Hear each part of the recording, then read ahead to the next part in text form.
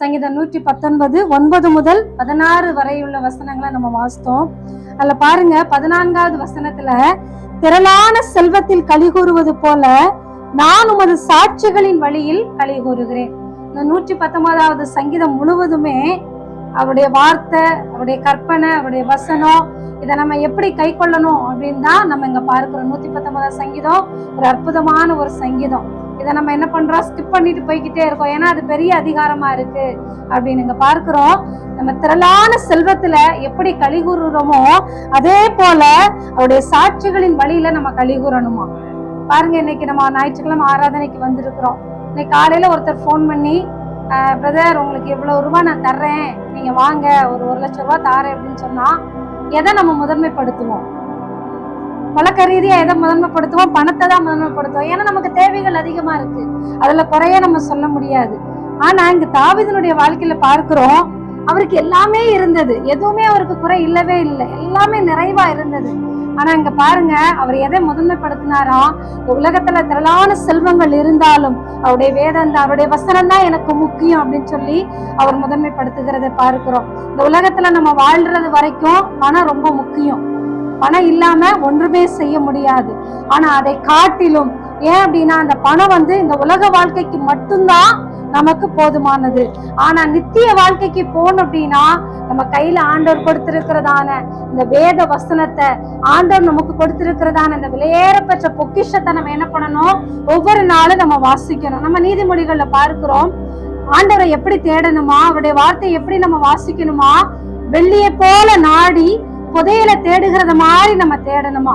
ஒரு இடத்துல நிறைய புதையல் இருக்குதுன்னு வச்சுக்கோங்க, நம்ம அங்க போய் எப்படி பண்ணுவோம்? கேர்லெஸ்ஸா தேட மாட்டோம். பலவீனமா இருந்தாலும் கூட எல்லா பலவீனத்தையும் மாற்றி நம்ம என்ன பண்ணுவோம்? எனக்கு அதிகமா தேவை, மத்தவங்க எடுக்கிறத காட்டிலும் நான் அதிகமா எடுக்கணும் அப்படின்னு சொல்லி ஒரு புதையலை நம்ம எப்படி தேடுவோமோ அதை காட்டிலும் அவருடைய வசனம், ஆண்டவர் நமக்கு கொடுத்திருக்கிறதான இந்த வேத வசனத்தை நம்ம என்ன பண்ணணுமா? நம்ம தியானிக்கணுமா. நம்ம நினைக்கிறோம் டெய்லி என்ன ஒரு வசனம் படிச்சா போதும், பாஸ்டர் நமக்கு கேலண்டர் கொடுத்திருக்கிறார், அந்த கேலண்டர்ல 30 நாளைக்கு 31 நாட்களுக்கும் ஒவ்வொரு வசனம் இருக்குது, அதை மட்டும் நான் வாசிச்சுட்டு நான் வேலைக்கு போனா போதும்னு சொல்லி இருக்காம அவருடைய வார்த்தையின் மேல நம்ம என்ன பண்ணணுமா? டெய்லி அவருடைய வசனத்தை வாசிக்கணும்.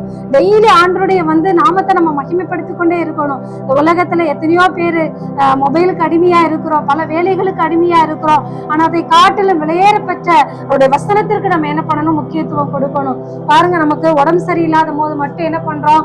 ஆண்டவரை ரொம்ப அதிகமா தேடுவோம். நமக்கு ஒரு வியாதி, ஒரு நெருக்கம், ஒரு போராட்டம், பண கஷ்டம், இது வரும்போது என்ன பண்றோம்? ரொம்ப ஆண்டவரை நம்ம தேடுறோம். ஆண்டவரே எனக்கு அந்த வியாதி மாறணும், ஆண்டவரே எனக்கு பண நெருக்கடிகள் மாறணும் அப்படின்னு சொல்லி தேடுறோம்.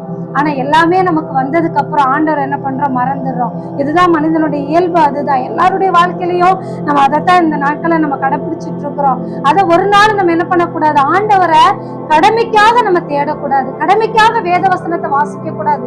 அவர் மேல இருக்கிற அன்பு நிமித்தமாக ஆண்டவர் நமக்கு எழுதி கொடுத்ததான இந்த வசனத்தை என்ன பண்ணணும்? ஒரு அன்பு நிமித்தமாக வாசிக்கணும். அதை ஒவ்வொரு நாளும் தியானிக்கிறவர்களாய் நம்ம காணப்படணும். இந்த அதைத்தான் வாசிக்கிறோம். ஆண்டவரே திரளான செல்வத்துல களி கூறுவது போல நானும் அது சாட்சிகளின் வழியில் களி கூறுகிறேன்னு சொல்லி பார்க்கிறோம்.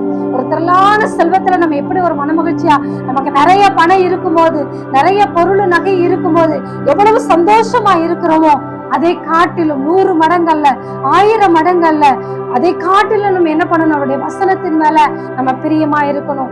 ஏதோ காலையில எந்திரிச்சோம், ஏதோ ஒரு வசனத்தை வாசித்தோம், ஏதோ ஜெபித்தோம் அப்படின்னு கடமைக்காக அல்லாமல் ஆண்டவர் மேல இருக்கிற அதிகமான அன்பினால, ஆண்டவர் நம்ம மேல, நம்மளை காட்டிலும் நம்ம மேல ஆண்டவர் அதிகமா அன்பு வச்சிருக்கிறார். அந்த அன்பிற்கு ஈடு அந்த உலகத்துல எதையுமே கொடுக்க முடியாது, எதையுமே வாங்க முடியாது. அப்பேற்பட்ட தேவனை தான் நம்ம தொழுது கொண்டு இருக்கிறோம். அதனால கர்த்தர் நம்ம மேல வச்சிருக்கிற அன்பின் நிமித்தமாக நம்ம என்ன பண்ணணும்? அனுதினமும் அவருடைய வசனத்தை வாசிங்க, அவருடைய வசனத்தை தியானிங்க. இங்க அதைத்தான் பார்க்கிறோம், நான் உபத்திரப்படுவதற்கு முன்னாடி வழி தப்பி நடந்தேன் என்று பார்க்கிறோம். ஆனா அதற்கு பிற்பாடு உள்ள வசனங்களை நீங்க பார்க்கும்போது, உமது பிரமாணங்களை கை கொள்ளுவேன், முற்றிலும் என்னை கைவிடாதையும் என்று சொல்லி இங்க வாசிக்கிறோம். ஆண்டவரை நம்ம தேடி ஒவ்வொரு நாள் இருந்தோம் அப்படின்னா ஆண்டவர் நம்மளை கைவிடவே மாட்டார். ஏன் அப்படின்னா அவருடைய வசனம் நம்மளோடு கூட இருக்கிறது.